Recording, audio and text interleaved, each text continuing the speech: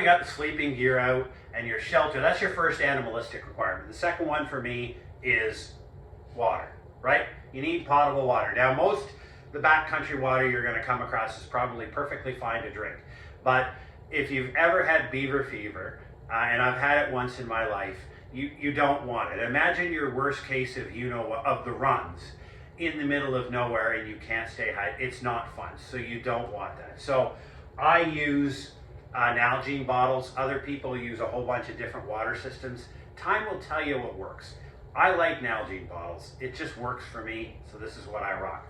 Always 1 liter. I'll explain to that in a second. So water purification. Now, if I'm just rolling around, you can have a life straw, which is really good. You just pop the lid off that, stick it in, suck out the water. It'll take everything up to not radioactive, but it'll take everything clean water out of this.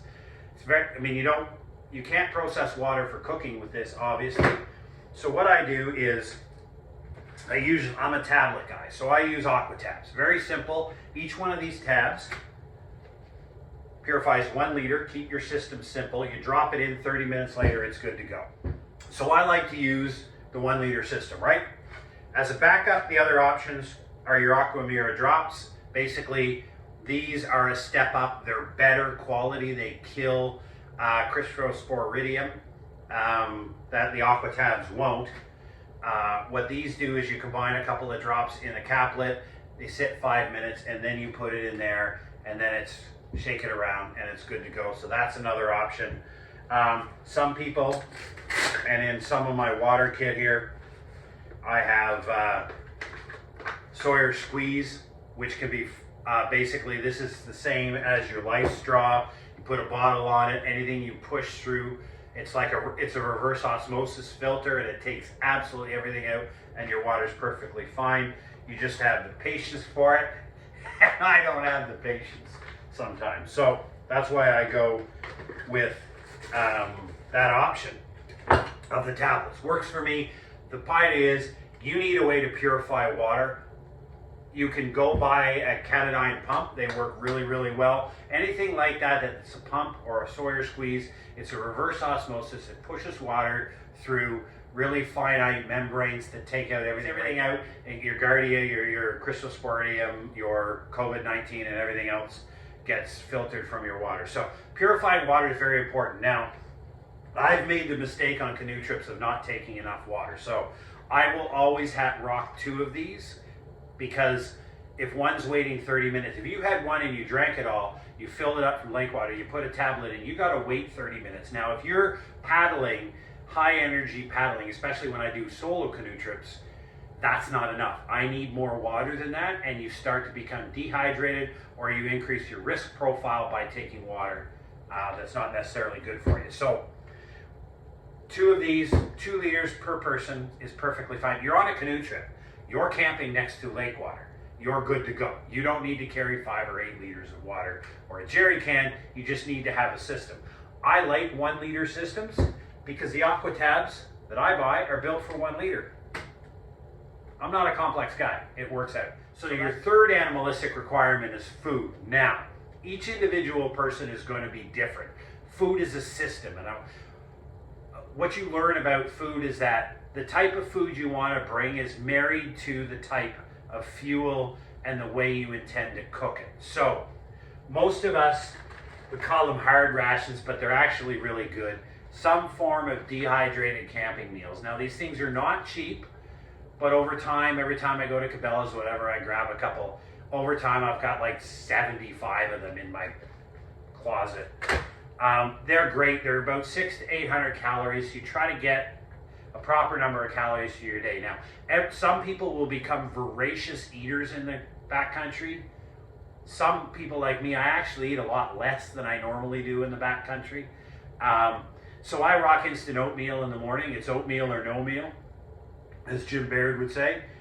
And then I usually have a freeze-dried meal all for myself, so about a full 800 calories at night. And then during the day, it's usually Quaker Harvest Crunch or some other meal that I don't have to cook, right?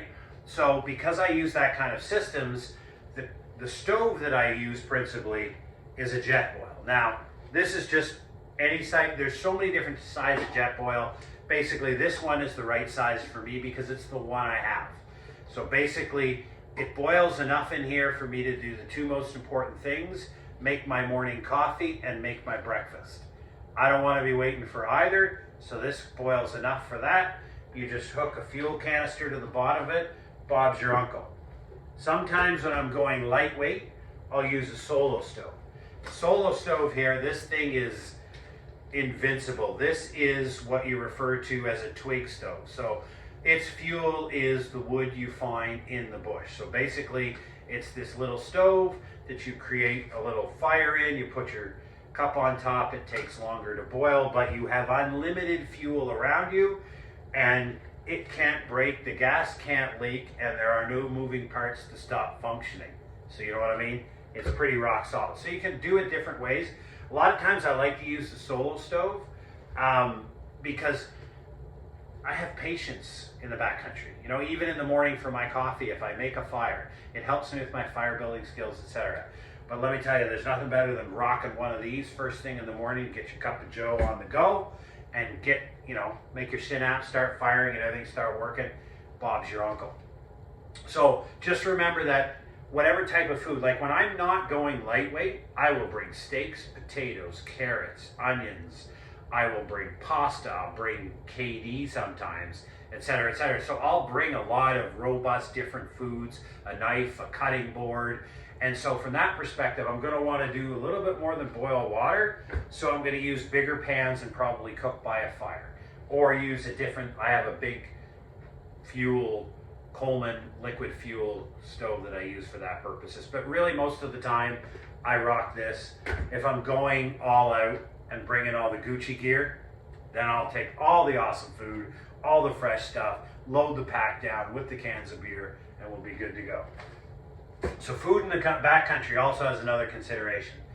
So this is my favorite little thing that I found. So a lot of people have food barrels. This is the smallest one. I think it's like 20 liters. And it doesn't go into a backpack harness, but this is my bear barrel. Now, I'm sure if they really wanted to, the bear could crush the living you-know-what out of this. But basically, with this hinge down and a zip tie on there to protect the hinge from opening, I can fit 2 weeks of food, stove, and hygiene stuff inside this. It also doubles as my seat for the camping trip. Now I have a nice, cool Helinox chair that's awesome. Again, luxury item. Do I want to carry this thing? But the key with food is you got to have a container like this, or you have to get yourself a dry bag that you put your food in that you're going to hang from the trees. However you intend to do it. I usually, in my younger days, I would hang everything. Now I just say, you know what? This thing weighs like 2 pounds maybe. I put everything in here, lock it down at the end of the night. I walk it about 50 meters away from my campsite, and I tie it to a tree with some good cordage and put a bear bell on it, and then I go to bed. And I have yet to have, I've had a lot of critters and try to get into it, but I've never had anybody successfully get into it. So that even on lightweight trips, I'll bring this because this thing is rock solid. Now, I'm not sure how that's going to work on the airplane getting out to Edmonton, but you know what? We'll figure all that out as we go. So this is the fourth animalistic requirement, which is health and safety, right? So this is the part where you got to be able to take care of yourself. So first aid, yeah, it's a no-brainer. Do you need to bring a tourniquet with you? Well, I don't know where you go camping, but I always bring a tourniquet, and I always bring a high-speed pressure dressing. So the ones I use are Israeli bandages. They have a quick clot in it, and the quick clot helps to stop bleed out. If you're way in the backcountry and a member of your party has a heart attack, the odds of you conducting CPR until a helicopter shows up is slim to nil. Most people, soldiers die on the battlefield from bleeding out. That's why they die. So this is what we use. So, and then I have my boo-boo kit, which deals with all the other little things that can go wrong. Pay attention to your boo-boo kit. You want to make sure you got to be able to clean things, and you got to be able to properly seal them against dirt and infection. Your greatest enemy out there, and I had it happen to me when I didn't clean a wound properly. It got mildly infected and it started to swell.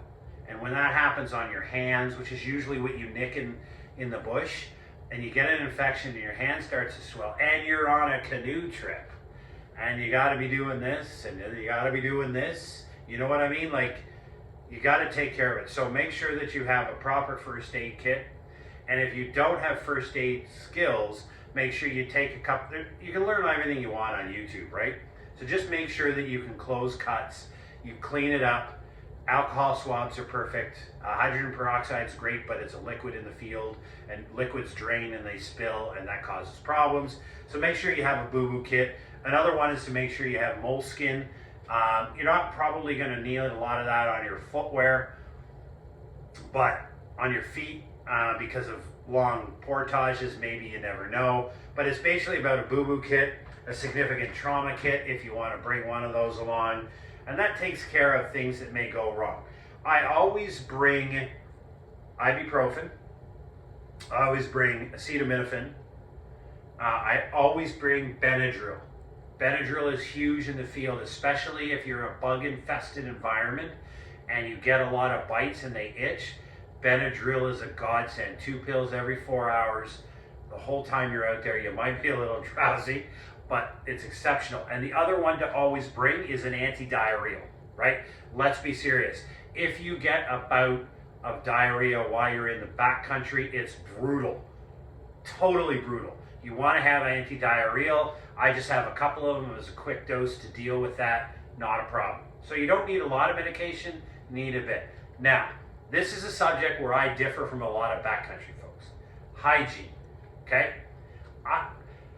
This hiker funk that apparently is really cool, where people just stuck it out, maybe take a few baby wipes when they're out in the bush. I don't know. I like to be clean, so I wash up every night. And I know it sounds a bit ridiculous, but again, remember what I said about that sleeping? Getting into that really, as we used to say in the Army, the warm, dry fart sack. Or you get into that thing, you want to be clean when you get into that thing, right? You don't want to be grump and grimy. So every night before, in my tent, before I go into my change from my wet day clothes to my dry sleeping clothes, I wash. So I use soap, Dr. Bronner's little bottles, Camp Suds, whatever you got are perfectly fine. A couple of drops of that. I boil up some water because I like to have a tea in the evening, or maybe a toddy, but I have a little warm water, so I put it. And this is a really neat, this is just a collapsible bowl. It folds out, and it's just basically creates a bowl that's enough that I can sit that on the entrance to my tent, just like that. And I can put some warm water in there, some soap and a cloth, and I give myself a total freaking bath. And I'll tell you, it's worth every penny to wash yourself down, throw on some fresh deodorant. Now, some people like Dr. Bronner's solid bar soap because bar soaps don't leak, if you know what I mean. If you're worried about this thing leaking all over your gear in your pack, then just bring a bar of soap. It's not complicated.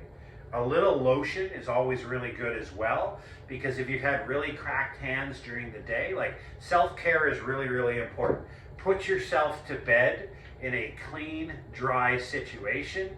You wake up in the morning, you're rested, and you're ready to take on the day. Maybe fire on a little pit stick with your morning coffee, and you're ready to charge on and take the world. Take the time to take care of yourself, right? Because if you take the time to take care of your body and your health through medication, first aid, proper hygiene, day 2, it really won't matter. But I'm telling you, on day 5, when you haven't showered, like, I literally tell the people I'm going down around that rock there, and I'm going to take a bath in the river. Even if it's freezing cold, I'm taking my bar soap, and I'm giving myself a full-on bath, hair, everything. You just feel like $1 million, and it's worth doing it. If you take care of yourself, each and every day becomes less of a challenge for you to get through. It's something I learned all along.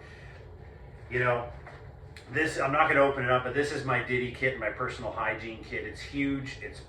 It weighs like 2 pounds, but it's worth it. It's like taking a sleeping bag that's warmer than your climate, you won't regret it, and your pillow and everything else that rocks the world. So that takes care of health and safety. Your fifth animalistic is security.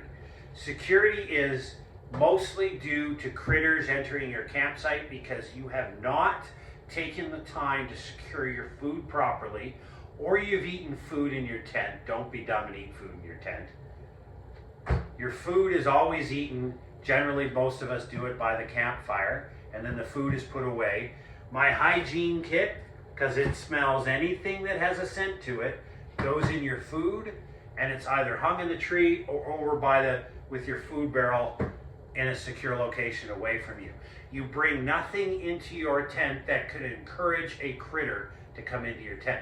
Now, I've never had a bear come into my campsite, but I have had every other thing in the middle of the night try to come in when I've been dumb enough, and I just decided, yeah, who's going to know about this Cliff Bar? Well, the wrapper from the Cliff Bar has the scent of the Cliff Bar on it. You might have downed that whole Cliff Bar, rolled over, gone to sleep, but it's the wrapper that's going to get the mouse to chew a hole in your tent to come in. Security, the other thing is I don't have it here, but never go into the backcountry in Canada without bear spray. Just don't, okay? Bear spray is available everywhere. Take it, watch the YouTube videos on how to use it, carry your bear spray everywhere. I do. I don't care who you are. Make sure that in your group you have access to bear spray. It's just a simplistic thing. So with your basic animalistic requirements taken care of, you can feed yourself, you can water yourself, you can shelter yourself, you can clean yourself, you can fix boo-boos, and you're not going to get eaten by a hungry raccoon in the middle of the night because you had a robust KD meal in your tent. Those are animalistic requirements. You're good to go. Everything's sorted. Have yourself a great time.